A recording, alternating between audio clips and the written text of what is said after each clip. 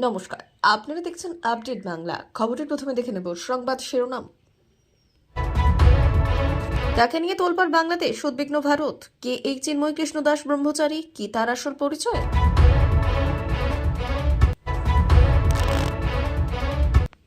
হিন্দু জাগরণ মঞ্চের মিছিল ঘিরে ধুন্ধুমার, মাথা ফাটল পুলিশের, বিজেপিকে তুলোধনা কুণালের। এত কথা কেন বলো, বিধায়ক হুমায়ুন কবিরকে বকুনি মমতার। ফডনবিসেরও বাদ, মহারাষ্ট্রের মুখ্যমন্ত্রী হবেন সম্পূর্ণ নতুন মুখ, শিন্ডে অজিত অবাক। এবারে মোদীর পাশে মুখ্যমন্ত্রী মমতা, জানিয়ে দিলেন সব। বেতন বাড়ল 36,000, বছর শেষের আগের বিরাট ঘোষণা নবান্নের, কপাল খুলল সরকারি কর্মীদের। আগামী সোমবারই পার্থ মামলায় এবার যা বললেন বিচারপতি, তোলপাড় রাজ্য। আসছে বিস্তারিত খবরে। চিন্ময় কৃষ্ণ দাস ব্রহ্মচারীকে নিয়ে তোলপাড় পড়ে গিয়েছে বাংলাদেশে। শুধু বাংলাদেশ বললেই ভুল হবে। এই সন্ন্যাসের গ্রেপ্তারে নিয়ে ভারত সহ একাধিক দেশের উদ্বেগ তুঙ্গে। মার্কিন প্রেসিডেন্ট পদে ফের একবার বসতে চলা ডোনাল্ড ট্রাম্পও তার এক্স হ্যান্ডেলে চিন্ময় কৃষ্ণ দাসের গ্রেপ্তারের বিষয়টি উল্লেখ করে বেঁধেছেন বাংলাদেশের অন্তর্বর্তীকালীন সরকারের প্রধান মোহাম্মদ ইউনূসকে। কে এই চিন্ময় কৃষ্ণ দাস ব্রহ্মচারী, কি তার পরিচয়, তা নিয়ে বিশেষ সেই প্রতিবেদন। শেখ হাসিনা সরকারের পতনের পর থেকেই বাংলাদেশের দিকে দিকে সংখ্যালঘু সম্প্রদায়ের প্রতি অবর্ণনীয় অত্যাচার নিপীড়ন নেমে এসেছে। কাঠগড়ায় বাংলাদেশের অন্তর্বর্তীকালীন মোহাম্মদ ইউনূসের নেতৃত্বাধীন সরকার বাংলাদেশের সংখ্যালঘুদের স্বার্থ রক্ষায় সামনে থেকে নেতৃত্ব দিচ্ছিলেন বিশিষ্ট হিন্দু নেতা বলে পরিচিত চিন্ময় কৃষ্ণ দাস। এর আগেই চিন্ময় কৃষ্ণ দাস ইসকনের মুখপাত্র হিসেবে দায়িত্ব পালন করেছেন। বাংলাদেশের সংবাদ মাধ্যমের তরফে দাবি করা হয়েছে, চিন্ময় কৃষ্ণ দাসকে রাষ্ট্রদ্রোহিতার অভিযোগে গ্রেপ্তার করা হয়েছে। চিন্ময় কৃষ্ণ দাস বাংলাদেশের হিন্দু অধিকার সংরক্ষণ আন্দোলনে পরিচিত একটি মুখ। তিনি বাংলাদেশের সম্মিলিত সনাতন জাগরণ জোটের সক্রিয় একজন সদস্য। ইসকনের সঙ্গে যুক্ত থাকার পাশাপাশি চিন্ময় কৃষ্ণ দাস বাংলাদেশে হিন্দু এবং সংখ্যালঘু সম্প্রদায়ের মানুষজনের অধিকার নিয়ে বারবার সরব হয়েছেন।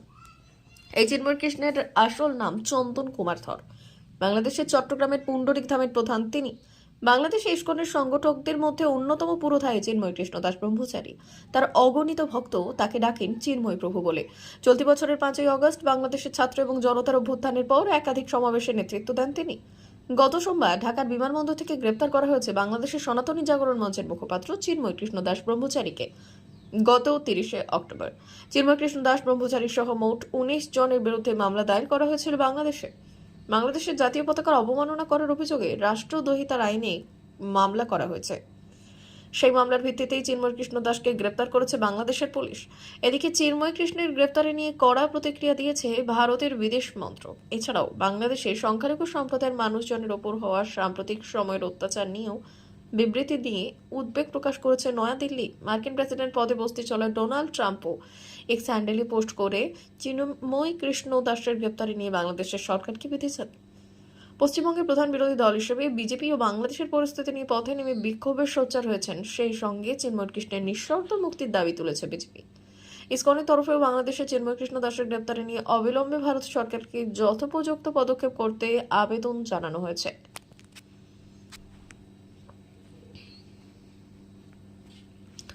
হিন্দু জাগরণ মঞ্চের মিছিল ঘিরে ধুন্ধুমার, ধস্তাধস্তিতে মাথা ফাটল পুলিশের। প্রসঙ্গত দিন যত যাচ্ছে ততই উত্তাল হচ্ছে বাংলাদেশ।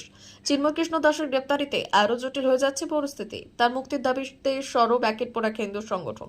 তার নিঃশর্ত মুক্তির দাবিতে সরব হয়েছে বিজেপি। এদিন শিয়ালদা থেকে পাক সার্কাস পর্যন্ত মিছিলও করে বিজেপি। কিন্তু মিছিল শুরুর কিছু সময়ের মধ্যেই শুরু হয়ে যায় ব্যাপক অশান্তি। পুলিশ মিছিল আটকাতেই একেবারে ধুন্ধুমার কাণ্ড। লাঠিচার্জও করতে দেখা যায় পুলিশকে। কার্যত রণক্ষেত্রে চেহারা নাই বেগবাগান। আন্দোলনকারীদের চাপে ভেঙে যায় পুলিশের ব্যারিকেডও। বাংলাদেশ ডেপুটি হাই কমিশনে ডেপুটেশন দিতে চাইছেন আন্দোলনকারীরা। তাদের অভিযোগ, শান্তিপূর্ণ মিছিল আচমকা আটকে দেয় পুলিশ। তাতেই পরিস্থিতি উত্তপ্ত হয়ে ওঠে। বেশ কিছুক্ষণ পুলিশের সঙ্গে তর্কাতর্কিও করতে দেখা যায় সংগঠনের নেতাদের। কিন্তু তারপরেও স্বাভাবিক হয়নি পরিস্থিতি। ধস্তাধস্তির মধ্যে এক পুলিশ কর্মীর মাথা ফেটে যায় বলে জানা যাচ্ছে। এদিকে এই ঘটনাকে কেন্দ্র করে যখন ধীরে ধীরে সরগরম হচ্ছে রাজনৈতিক মহল, তখন বিজেপিকে এক হাত নিতে দেখা যায় তৃণমূল নেতা কুণাল ঘোষকে। তার দাবি, অশান্তি করতে গিয়ে বাংলাদেশ ইস্যুকে ঘেঁটে দিয়েছে বিজেপি। রাজনৈতিক ফায়দা তোলার চেষ্টা করতে গিয়ে বিশৃঙ্খলা করছেন সভায় দলের বিধায়ক হুমায়ুন কবিরকে ধমক দিলেন মুখ্যমন্ত্রী মমতা বন্দ্যোপাধ্যায়। ভরতপুরের বিধায়ক হুমায়ুন কবিরকে তিনি বললেন, শোকজের জবাব তাড়াতাড়ি দিতে হবে। এর সঙ্গে বিরক্তি প্রকাশ করে কবিরের উদ্দেশ্যে মুখ্যমন্ত্রী বললেন, এত কথা কেন বলো? পরে মুখ্যমন্ত্রীর ঘরে গেলেও কবিরকে মুখ্যমন্ত্রী বলেন, আগে শোকজের উত্তর দাও। অধিবেশনের পর মুখ্যমন্ত্রী দলের বিধায়কদের দেখা করতে বলেন। ভরতপুরের বিধায়ক হুমায়ুন কবিরকে দেখেই মমতা বললেন, আগে শোকজের জবাব দাও।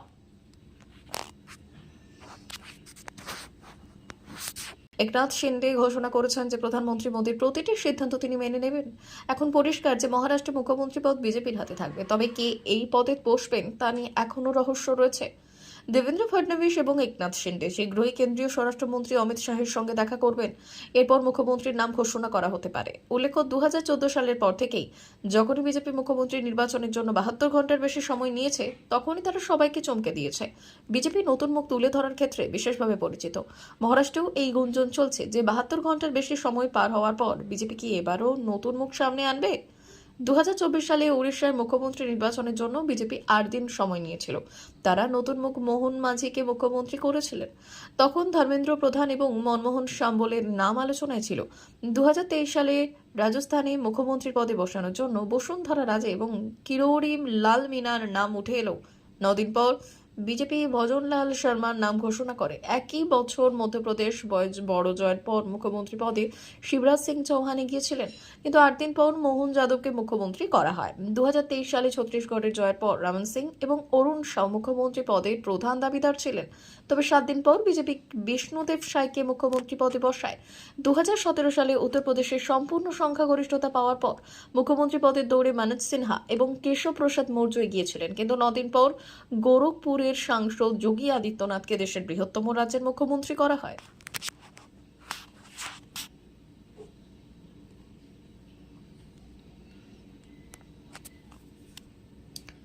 বিধানসভায় বাংলাদেশ ইস্যুতে মুখ খুললেন পশ্চিমবঙ্গের মুখ্যমন্ত্রী মমতা বন্দ্যোপাধ্যায়। বক্তব্য রাখতে গিয়ে পশ্চিমবঙ্গের মুখ্যমন্ত্রী মমতা বন্দ্যোপাধ্যায় বলেছেন, আমরা চাই না কোনো ধর্মের ক্ষতি হোক। আমি এখানে ইস্কনের সঙ্গে কথা বলেছি। যেহেতু এই অন্য দেশের বিষয়, তাই কেন্দ্রীয় সরকারের উচিত প্রাসঙ্গিক ব্যবস্থা নেওয়া।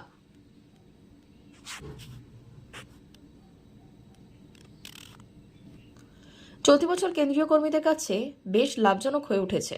দীপাবলির আগেই কেন্দ্রীয় সরকারি কর্মীদের জন্য এক দফায় ডিএ বৃদ্ধির কথা ঘোষণা করার কথা ছিল মোদী সরকারের। আর সেই ঘোষণা করা হলো কোজাগরি লক্ষ্মী পুজোর দিন।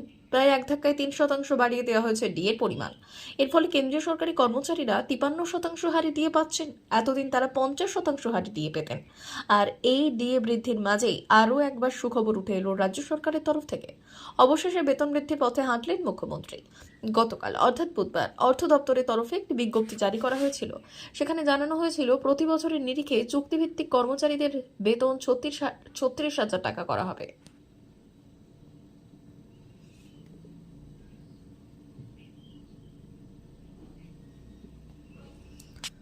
এবং মাসের নিরিখেও চুক্তিভিত্তিক কর্মচারীদের মাসিক বেতন বৃদ্ধির অঙ্কটা দাঁড়িয়েছে 3,000 টাকা। অর্থাৎ বছর শেষ হওয়ার আগেই সুখবর পেতে চলেছেন তারা। ডিরেক্টরেট অফ ইএসআই স্কিমের আওতায় যে চুক্তিভিত্তিক গ্রুপ ডি কর্মচারীরা আগে প্রতি মাসে 12,000 টাকা পেতেন, তবে বর্তমানে 3,000 বেড়ে হয়েছে 15,000 টাকা।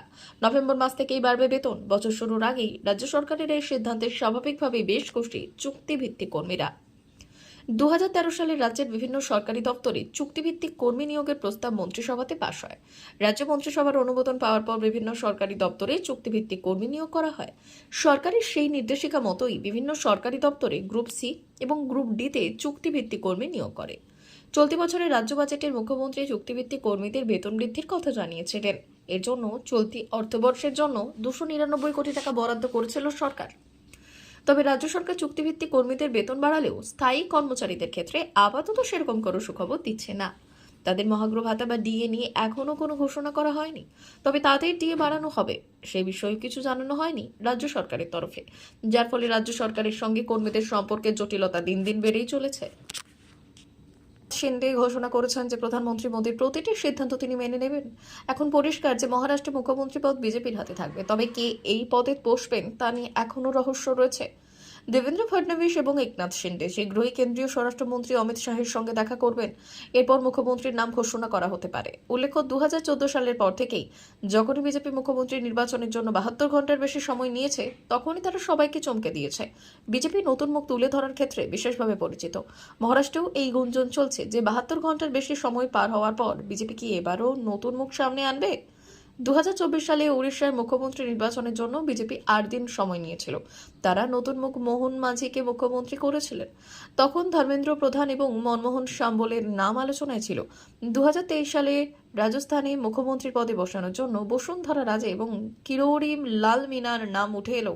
9 দিন পর বিজেপি ভজনলাল শর্মার নাম ঘোষণা করে। একই বছর মধ্যপ্রদেশ বড় জয়ের পর মুখ্যমন্ত্রী পদে বিগত কিছু সময় নিয়োগ দুর্নীতি মামলায় একের পর এক জামিন মিলেছে, তবে এখনও জেলবন্দি রাজ্যের প্রাক্তন শিক্ষামন্ত্রী পার্থ চট্টোপাধ্যায়।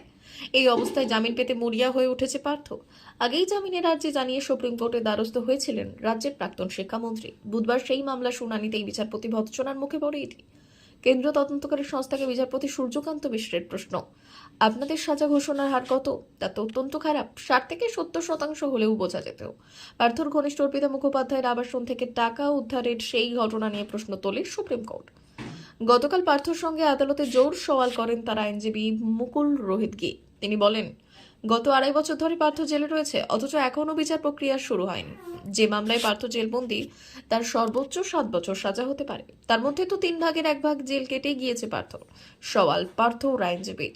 এরপরে আদালতের প্রশ্নের মুখে পড়ে ইডির ভূমিকা। আদালতে ইডির যুক্তি, এই মামলায় 100% সাজা ঘোষণা হবে। পাল্টা বিচারপতি মিশ্রর প্রশ্ন, পার্থ চট্টোপাধ্যায়কে জামিন দিলে অসুবিধে কোথায়? টাকা উদ্ধারের সঙ্গে প্রসঙ্গে বিচারপতি বলেছেন, কে এই অর্পিতা? শুধুমাত্র তার বয়ান দিয়ে হবে না, অন্য প্রমাণ খতিয়ে দেখতে হবে। পার্থ চট্টোপাধ্যায় মন্ত্রী ছিলেন, প্রভাবশালী ছিলেন ঠিকই, কিন্তু ঘুষের টাকা কেউ নিজের বাড়িতে রাখে না। প্রাক্তন শিক্ষামন্ত্রী পার্থ চট্টোপাধ্যায় কতদিন ইডি এবং সিবিআই হেফাজতে ছিলেন তা জানতে চায় সুপ্রিম কোর্ট। সোমবারের মধ্যে তা জানাতে হবে। আগামী সোমবারই এই মামলার পরবর্তী শুনানি। প্রসঙ্গত, এসএসসি নিয়োগ দুর্নীতি মামলায় 2022 সালের 22 জুলাই রাজ্যের প্রাক্তন শিক্ষামন্ত্রী পার্থ চট্টোপাধ্যায়কে গ্রেপ্তার করে ইডি। সেই জুলাই মাসের পার্থের বান্ধবী অর্পিতা মুখোপাধ্যায় টালিগঞ্জ এবং বেলঘরিয়া ফ্ল্যাটে হানা দিয়ে নগদ প্রায় 50 কোটি টাকা সহ কেজি কেজি সোনার গয়না উদ্ধার করে তদন্তকারী সংস্থা। কানি কানি টাকার পাহাড় উদ্ধারের পর গ্রেপ্তার করা হয় অর্পিতাকেও। সদ্য বিশেষ আদালত থেকে জামিন পেয়েছেন অর্পিতা। তারপর থেকেই পার্থর জামিনের সম্ভাবনাও জোরালো।